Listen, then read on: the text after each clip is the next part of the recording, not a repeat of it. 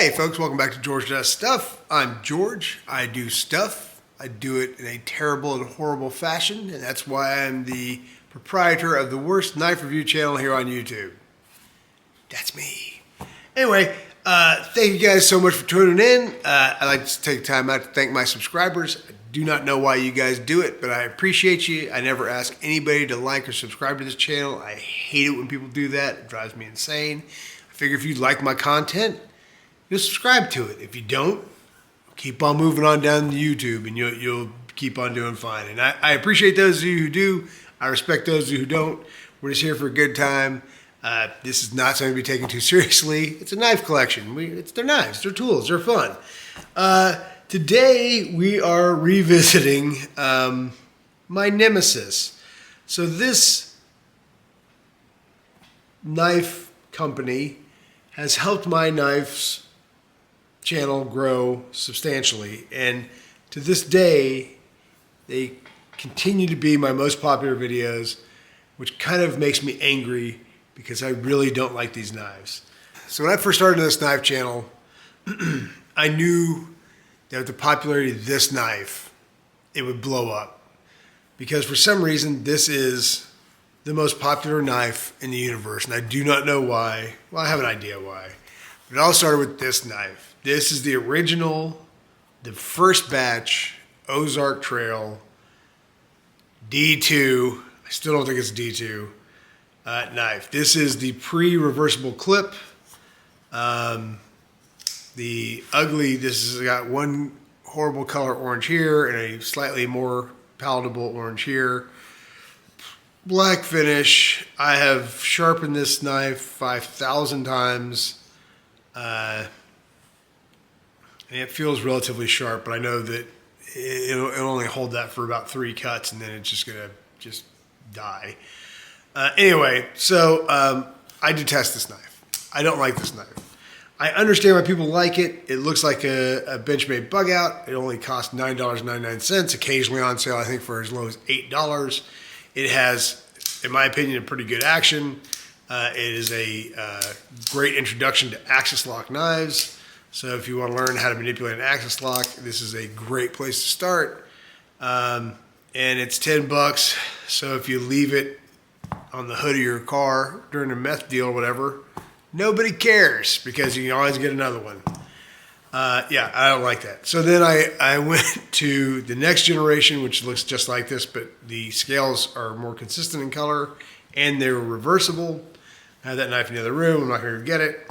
Then it led us to this, which was, this is reversible as well, black scales, and an uncoated blade, which is really what I thought was holding back that knife. Because sometimes when you coat blades, it affects how hard the blade is. The steel is just way too soft. But unfortunately, the steel is still way too soft. Even this is another D2.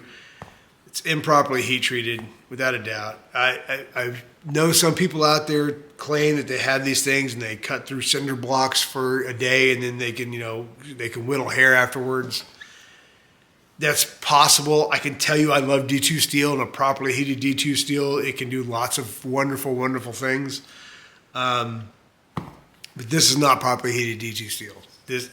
I honestly don't think this is D2 steel. I think this is some other steel, like it's like 440C or like 440A. I mean, this is like really, really garbage stainless. I really don't think it's D2. But anyway, people swear up and down these knives are great. Good. I hope you had the best one out there. I hope your knife outperforms a Rockstead. But for me, this knife,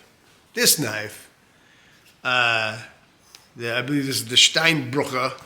This knife, aluminum scales, got a little grippy texture in there, glass breaker, nice jimping. This is D2 steel, wonderful stainless deep carry knife. It's a flipper. I love flippers. Spring assisted. Boom. Slight recurve. This knife is disturbingly sharp. I have been able to get this knife sharp. Every time I sharpen it, it just pops right back. Zap. That's what I'm talking about. This knife, this is not a sharp. This knife is dull. I can't get this knife sharp because they're just crap. The steel is garbage. This knife, $10. This knife, $7.99. $7.99. And this knife, it's got a liner lock. It's got a full liner. It's aluminum handles. It is actually pretty smooth. It's got it's assisted opening, so it rockets open. People, get this knife. Get this knife, and you will forget about this fevered dream of this super bargain knife. It's not a bargain. It's just a piece of crap. But that being said, I promised that I would keep on doing this, hoping, praying that eventually Ozark Trail, I would either luck into one of these wonder knives that everybody has, or the Ozark Trail would catch up. Enter, I'm going to do the package first. I already took it out because, whatever. Enter the Nimbus. Just like Mr. Nimbus. Spring the Nimbus. So the thing I like about so this is the next iteration. This is the next generation. This is the evolution of this knife. And for me, for the same price, this is still a $10 knife. There's been some major changes here that I really think are excellent. First of all, aluminum scales, not this crappy plastic, whatever the hell that is. I don't know if it's FRN or just injection molded or just whatever standard plastic. I don't know. But this has anodized aluminum scales. Really nice blue that I like a lot. I like the fact they put liners in here, even though it's already aluminum. It's something you really don't have to do, but it just makes it feel extra beefy. You got some very, very speed bumpy jimping there. It really is not jimping. It's literally, like I said, it's a speed bump. Nice steel deep carry clip. Good looking thumb studs. Very nice jimping. Very nice jimping up here on the thumb ramp. But I love the fact that it's a flipper. And to me, I think the blade shape's a little bit different. Not a lot different, but a little bit. Maybe not. This blade actually is significantly larger. I'm kind of surprised at that. I didn't really notice that at first. But yeah, that's probably like a 1/4 inch. If you line that up, this is definitely a much larger, not much larger, but it's definitely a larger blade. What is the finish on this? I think it's a satin. No, it's stonewash. So this has a stonewash finish. This actually has a satin finish, which is kind of nice. Kind of gives it a sexy little look there. Not the most even grind here. It's definitely thicker at the tip than it is here at the base. This one looks maybe a little bit better, but not much. They do give you a teensy-eensy bit of sharpening control there. Nice flipper, very well designed. Scales, very comfortable, super smooth. This is a little bit of a hot spot, but not terrible. Gets in there really well. It's a good feeling knife. It really is a good feeling knife. I'll put the dims up there. I'm not expecting anything. Excuse me. Not expecting anything too surprising in the dims. They are trying to sell you on the fact that this is a D2. It's a D2, baby, D2. They're trying to let you know. But I've had some interaction with this knife, and I have a feeling that this knife may not be D2 as the other ones claim to be, and I suspect are not. It does have a reversible clip though, which is kind of nice. Oh boy. That's what I get for recording so late. It has steel liners, which is kind of funny since you already have aluminum scales. Open construction. I like the open construction, so you got pass through. That way it keeps it in your pocket. Dirt and lint won't get trapped inside your knife. It just passes through. And if something does go in there, you can just easily blow it out, or just take a towel or a handkerchief or something, napkin, whatever, and get it out. This knife has a really nice liner lock. It locks up really nicely. Very, very secure lockup, which is good. Although, boy, it goes late. Look at that. I mean, you're looking at like 70, 80%. That is way deep in there. So that's not the best thing in the world, but you know, it still locks up well. So that's all that matters for now, anyway. And again, this is a $10 knife or sub $10 knife, so it doesn't work perfectly. No, it just doesn't work perfectly. It actually is not the easiest thing to flip out. It is not exactly rocketing out. It feels like there's almost no detent there at all.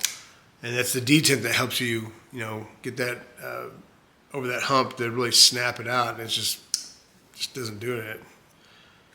But still, 99% of the time I can get that to flip out.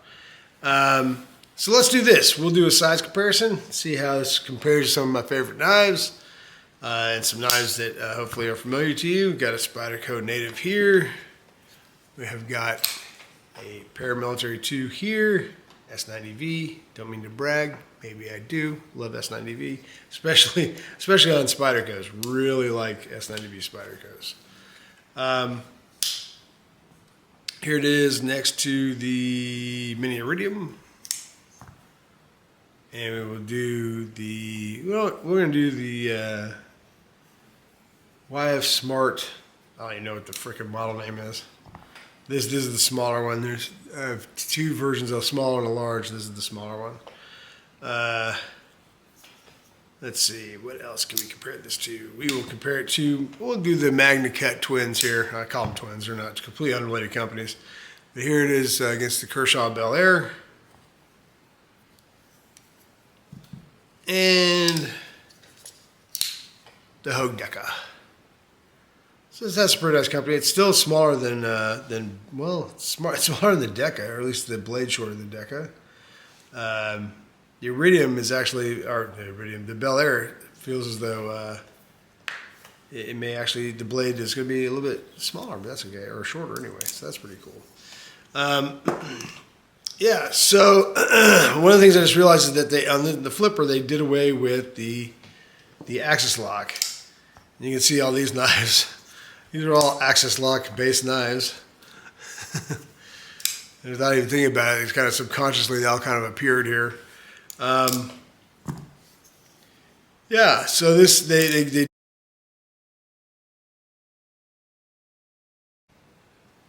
yeah, as I was saying, my battery just gave out. You can see where the previous models had the axis lock style deployment method, where this now has switched to a liner lock. Unfortunately, I don't think the liner lock is going to help the blade any, as I believe this knife is going to suffer from the same limitations as its actually three predecessors, and that's that. It's going to suffer. Oh, there's my battery. We're high class around here. It's going to suffer from that same dull D2. So since we've got, by the way, I'll put the dimensions up and the price if I haven't already. So let's go ahead and see how she cuts. I will tell you that I have not done a cut test on this knife yet, so I might be just eating crow here any second now. But here we go, and I'm going to try my best. It is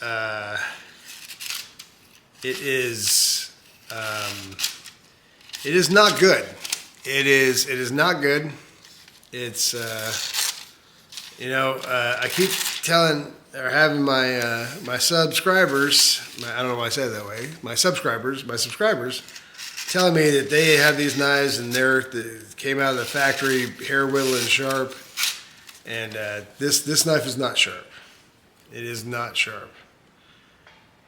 In every sense of the word, it is not sharp.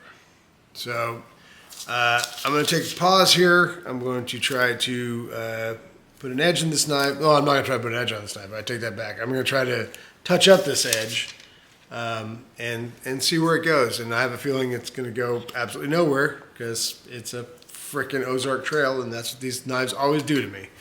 All right, so I'll be back.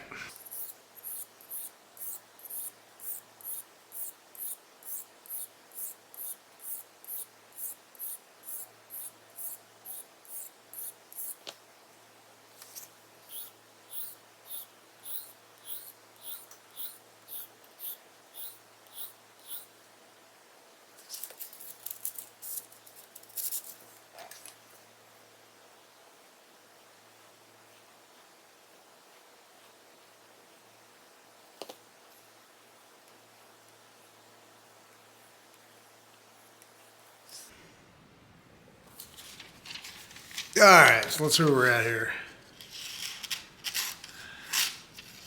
This is why I think these knives are not D2. What I just did there, if it was a properly heated D2 knife, this thing would be not necessarily razor sharp, but definitely sharper than this. This is not good. It's just not good. They keep on drawing me in, guys. You know, there's a reason not to get cheap knives. You know, I'm not trying to sound like a snob here. Again, I want to reiterate that this knife right here is $2 to $3 less than this knife right here. And the construction, fit, and finish, and edge retention of this knife, the Steinbrucher, leaps and bounds ahead of these Ozark trails. That's a knife that's cutting. It's cutting through paper. It's not ripping through paper. It's not tearing through paper. It is smoothly cutting through paper, and it's an $8 knife.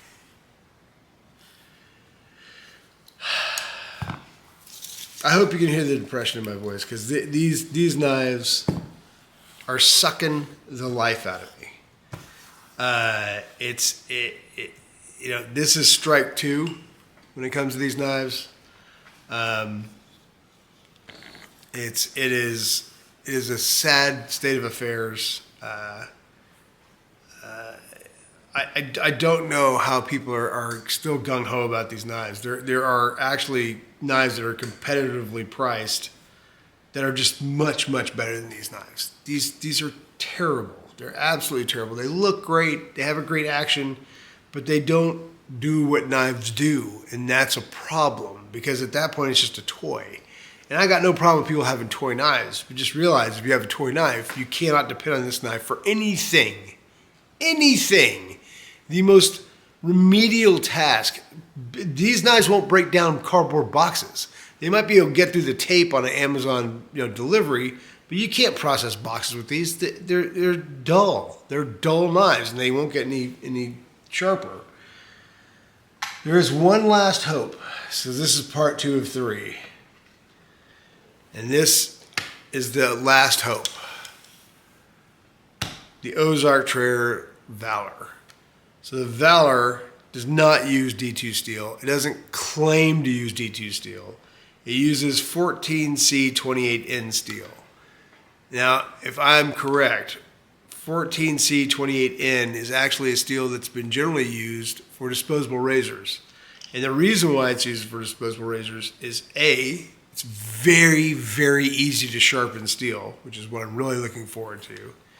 And B, it's got a very wide band for what is an acceptable heat treat for this. So if you're just learning how to smelt knives and you're not sure how long something needs to bake, it's made out of D2, or I'm sorry, out of 14C28N, you don't really have to worry about it.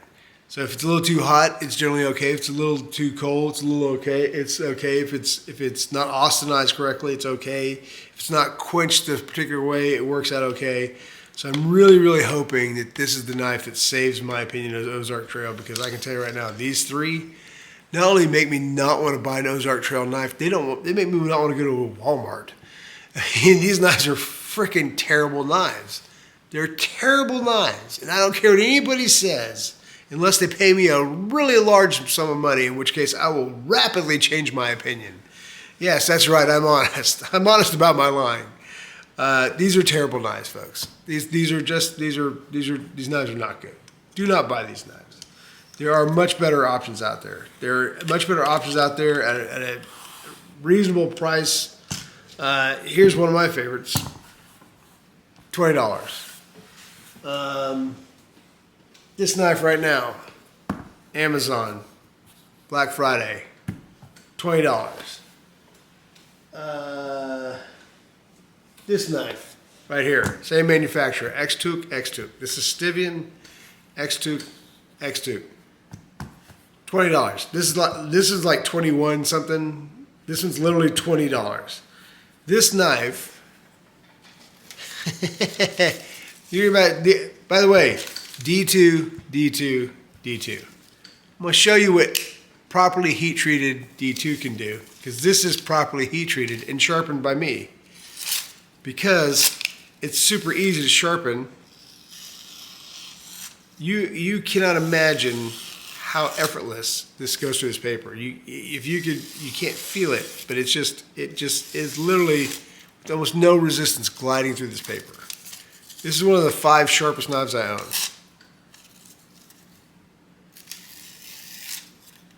I mean, it's ridiculous how sharp this knife is. I don't like touching the edge of this knife. That's how sharp the knife is. $20. This knife, $20. I think this knife is one of the best looking knives on the internet. I think not enough people are hyping up this knife. This knife is one of my absolute favorites. This knife's nice and sharp. Again, properly heated D2. Properly heated D2 goes right through it. Not a problem. Take this out. Try to do the same thing.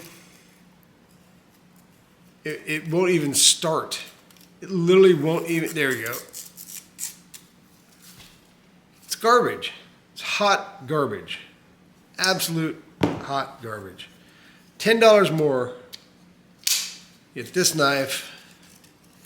Now, this knife did have tape all over it earlier, so hopefully I got it all off, but I mean, come on, man. Come on, folks. This knife is, I think, actually right now sub $20 on Amazon. I think it actually stays typically under $20. Sometimes it goes up to like $22, whatever. Tariffs, who knows? This is not a great constructed knife, but it's a large knife. Natural G10, D2 steel, and I can get this knife razor sharp with very, very little effort. All you need really for this knife is this. You rub the knife on this, and then you finish it on this, and it'll be as sharp as you ever need a knife to be. Stop buying these Ozark Trail knives, please. Please, America. Please. There's so many other options, and you can't tell me that you're buying it because it's American made, because these are Chinese made.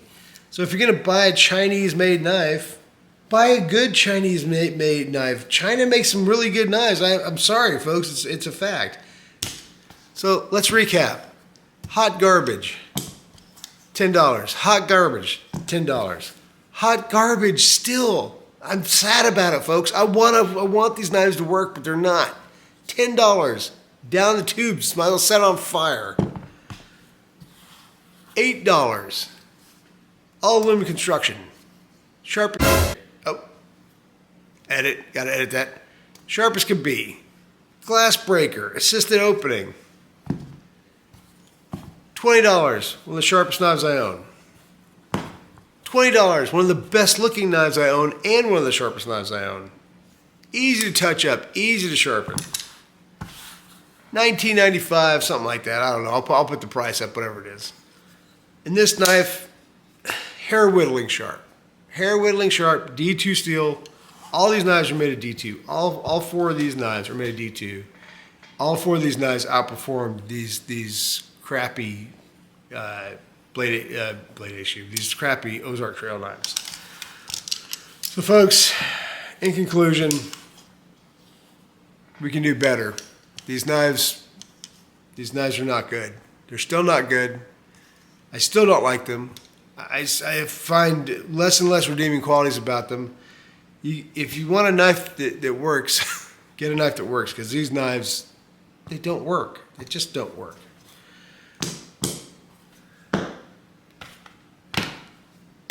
It's up to the Valor. Hopefully they're getting away from D2 steel is what makes these knives work. And by the way, this knife is $20. So once you get here, you've already capitulated to the point that you can't get a decent $10 knife. This knife screams, you can't buy a good $10 knife. That's why this knife is $20. I don't know if this knife's any good or not, but with the steel that they're using, it should be. And hopefully it is. All right, folks. That's it. Generally, I hate to be that negative, but it's just frustrating that people are still gaga over these knives and they're just not that good. Anyway, thanks so much for watching. I appreciate all you guys for subscribing. I appreciate you guys if you made it all the way through this video. Thank you very much. Don't buy those Ozark trails, and I'll talk to you soon.